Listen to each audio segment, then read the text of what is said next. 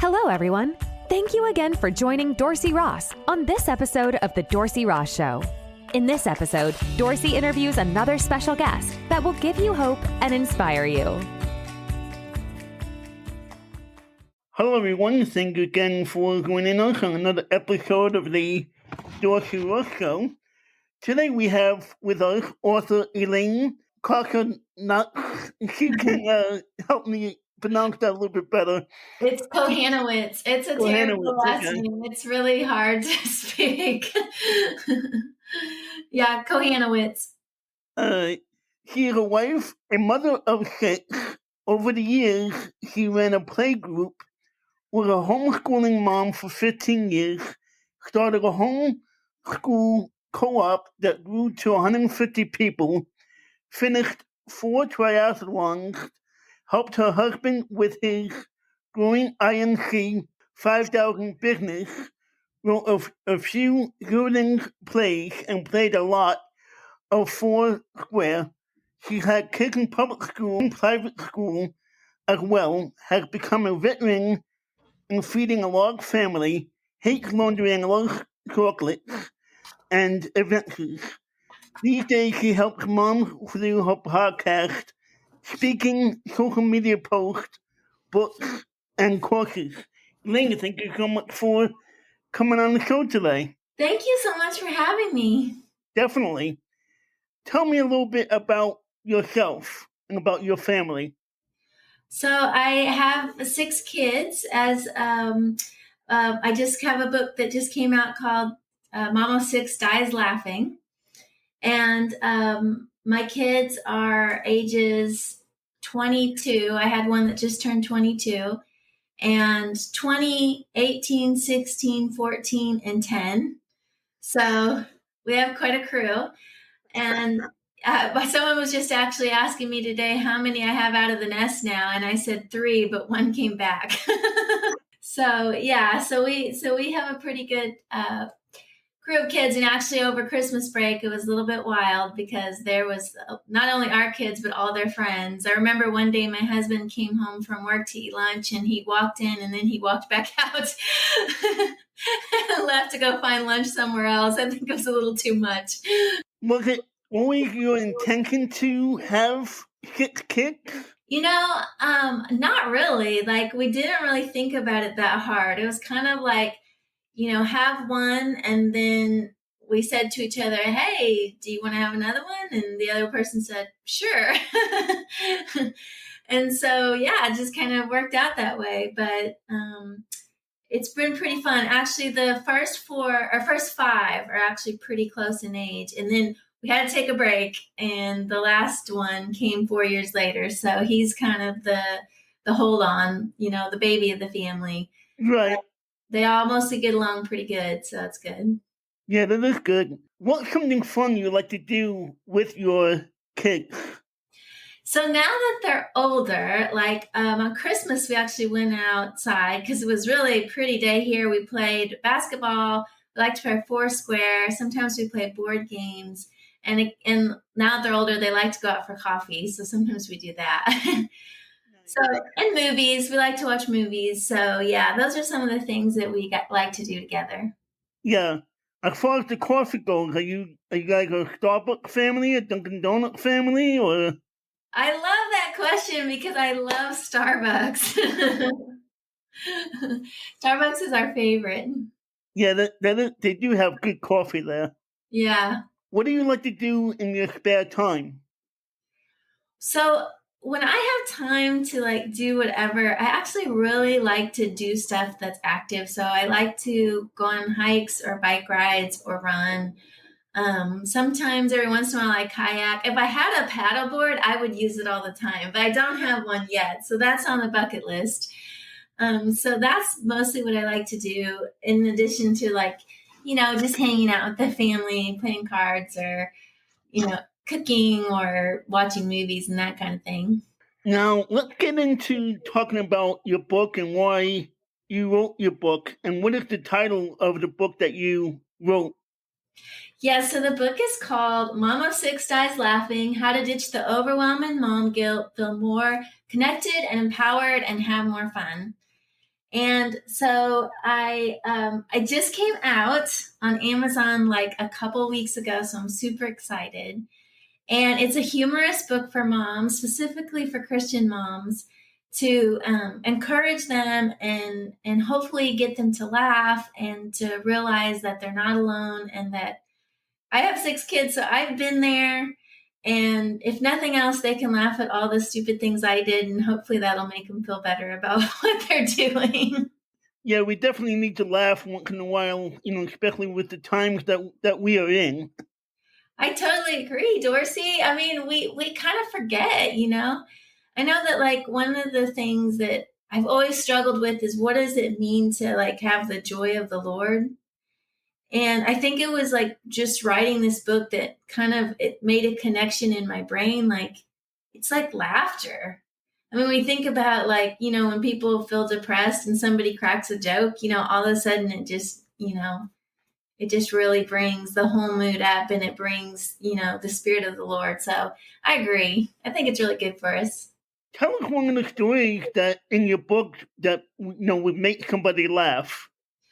Well, one of the things that happened was one time I was just messing around. The kids were getting ready for bed, but they were moving super slow. I think they were like probably around, 12, 13 and under, elementary age. And they were just dragging their feet. And so I thought, how do I get them moving? So I got the spanking paddle out and I started swatting people. Now, I wasn't like swatting them like, really hard. I was just messing around. And then they started chasing me, trying to get it out of my hand, trying to swat me. And we were just having a lot of fun. And I had just gotten this new label maker. And I was so excited about it because I could perfectly print things on this label maker to put, on baskets and containers and all this stuff. And so I got this wild hair, and I thought, it'd be really funny if I got the label maker out and I printed weapon of mass destruction on it and put it on the spanking paddle. So I went over to the label maker. I was, putting all the letters in, and I pushed print. I printed out this beautiful little label, with all the perfectly printed letters. And I took the backing off and I put it on the spanking paddle. And just when I was putting it on the spanking paddle, I realized that I forgot the M in mass. So, and the kids, I was laughing my head off, but unfortunately the kids were too young to appreciate it, so I couldn't share it with them, but it was really funny. That is funny. What are some of the main themes in your book? Well, one of the things I really talk about from the very beginning is that parenting is the unexpected. Like, anytime you're dealing with people, and especially with little people, like, it's almost never going to go the way you expect. Like, I remember that there was one time when I took the kids to the mall, and I was so excited because this mall has a toy store, and it always has some kind of like neat play area that they change all the time. And there's a candy store and all that, so I thought it'd be really fun to take them to the mall. So, I think I had about 5 kids then. We always had this double stroller. So I got everybody ready and I got them all packed up in the van, and I took them to the mall. And of course I'm pushing the double stroller, and the older kids are holding on to it, and the 2 little kids were inside the stroller, and we're having a great time. We go play at the playground, we go to the toy store, we get a snack, all this stuff. And then we're like just kind of, starting to wind down, maybe about ready to leave. And my 4-year-old daughter saw something she wanted in a store, and I was like, no, you can't have that. Actually, I think she was maybe closer to 2 or 3. And I said, no, honey, you can't have that. And of course she went berserk and just went ballistic, and she just started throwing the fit of the century. I think she grew little horns out of her head because she just turned to this tiny little devil, and I could not get her to calm down. Like, it got desperate to where I was trying anything I could do to get her to calm down. Like, here, have a pop, here, let's, just sit down for just a second. Oh, we'll be there in just a minute, like anything I could think of. And I couldn't do anything to keep her from throwing this fit. And we were in the middle of the mall. And the worst part was that I had parked the van in another building, and you have to walk across this like sky bridge to get back to the mall. So the van was like a mile away. And she was like going crazy. And like every 3 feet, I had a stranger go, "Are you okay? Is there anything I could do?" And I'm just like, "Oh, that's really, really sweet. I wish there was." And then I would just push, as fast as I could. And then the next stranger would go, "Are you okay? Is everything good? Is there anything I can do?" And I'm just thinking, I just need to get out of here as fast as possible. So yeah, that's just sort of the way it is with parenting, I think, and I wanted moms to feel that in the book, because I want them to know that they're not crazy. We all go through this, and it's just, part of it.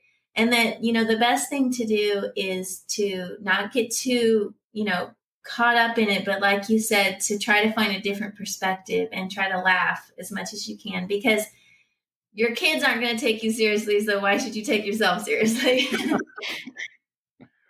When you talk about overwhelming and burnout in the first part of the book, one of the things you mentioned first is time with Jesus, but you put a different spin on it. Can you tell us about that? Yeah, so I guess what I wanted to tell moms is that, like, no matter where you are in, your walk, whether you're at work or whether you're at home or whether you're out for a walk in the stroller with the kids or whatever you're doing, like, take Jesus with you all the time.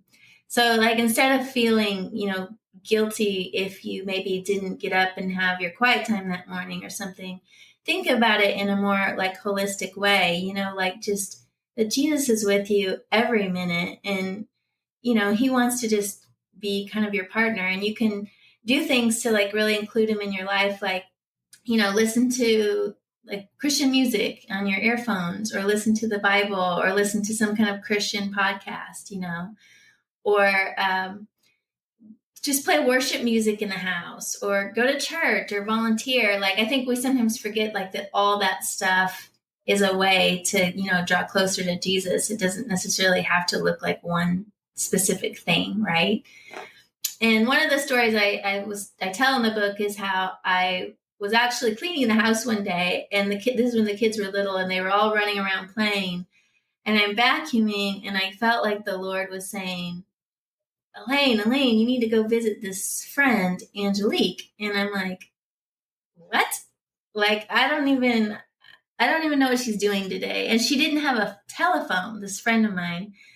So they were kind of hard up for money at that point. And so there was no way to like call her, or check on her or find out if it was okay to come over, And so I'm just vacuuming, and I'm just like, I don't know if this is from God. This could just be me wanting to get away from the house, And so I just kept doing what I was doing, and then I was washing dishes, and then it was like, the Lord was like, Elaine, you need to go visit Angelique. And I was like, is this really from the Lord? Because like the kids aren't even dressed, and like I'm just, cleaning the house. Like, this just seems like really odd.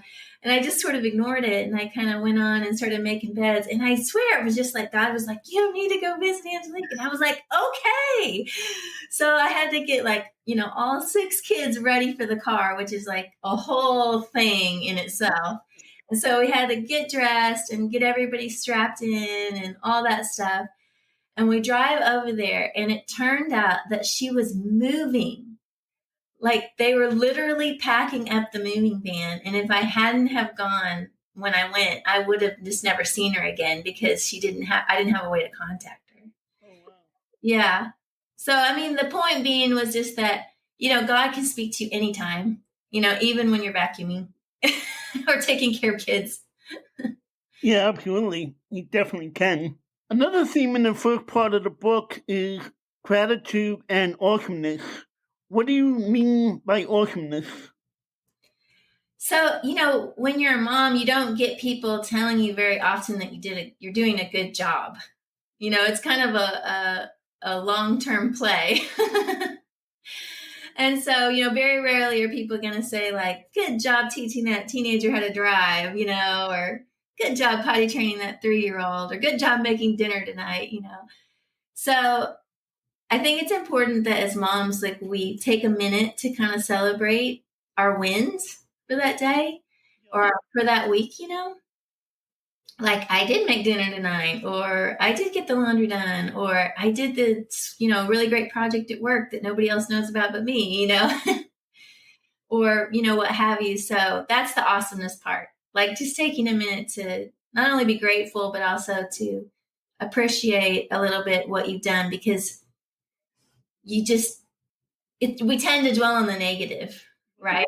I didn't get this done today, or I didn't accomplish this, or my kids are a mess, or we never got dressed, or, whatever. So yeah, it's important to focus a little bit on the wins. Yeah, definitely.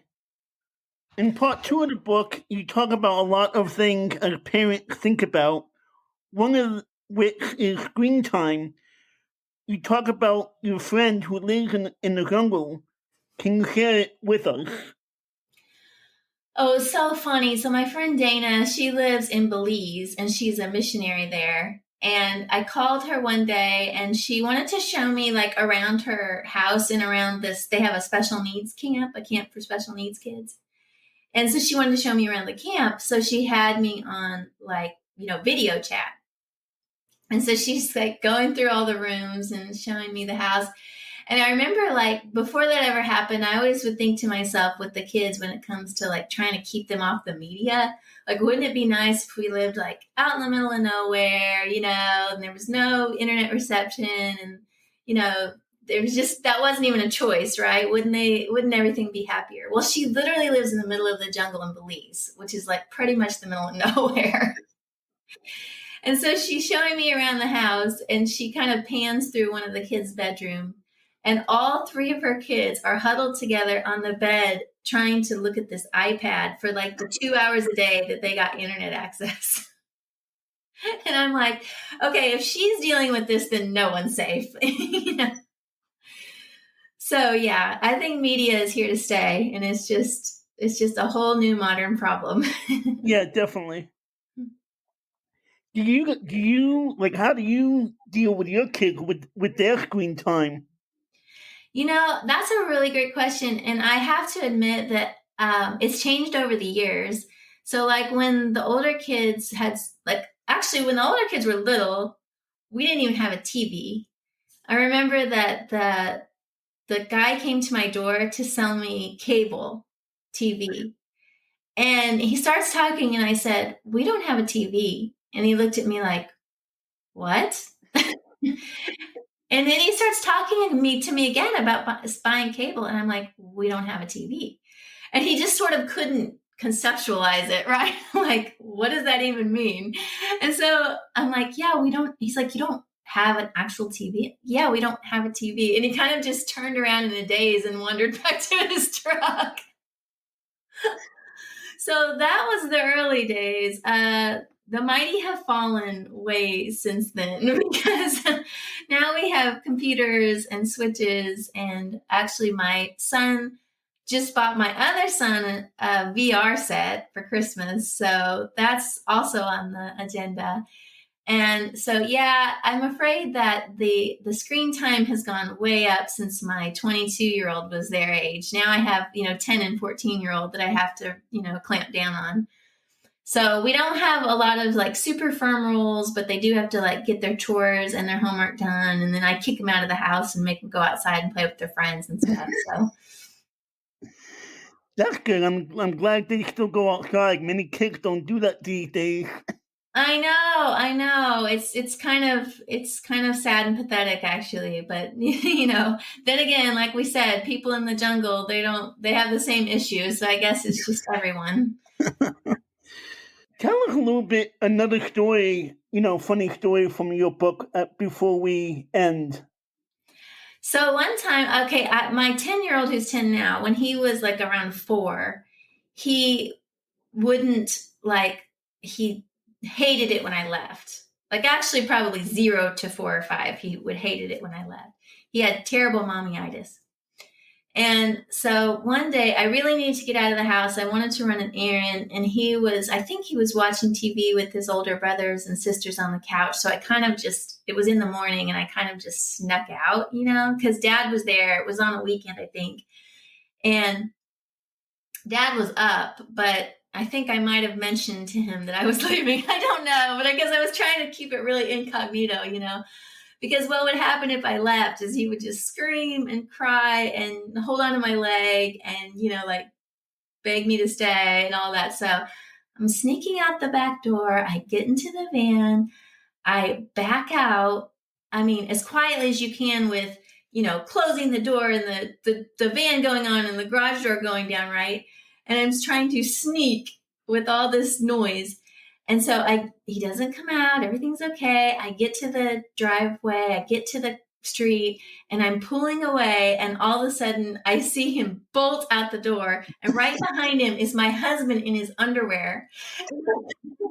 And my husband had to chase him all the way down to the stop sign, which is like a quarter of a mile, before he caught him. Thank God my husband's a runner. So that's really good. That's awesome. Tell us how we can find your book.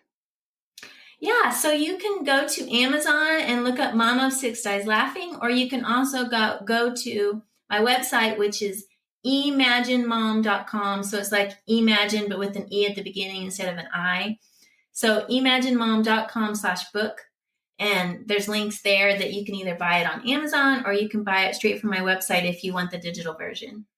Awesome. Well, Elaine, thank you again for coming on the show today. We greatly appreciate having you. Thank you so much, Dorsey. I absolutely loved it, and I really appreciate it. Definitely. Well, guys, thank you again for joining us on another episode of the Dorsey Ross Show. I hope you smiled and laughed, and hopefully some of you will go out and buy Elaine's book. And until next time, have a great day. God bless. Thank you again for joining Dorsey Ross on this episode of The Dorsey Ross Show. Please like, share, and tell others about the show. Also, please check out the other podcast episodes. And if you would like, donate to this podcast and buy Dorsey a coffee. Thanks again for tuning in, and we'll catch you in the next episode.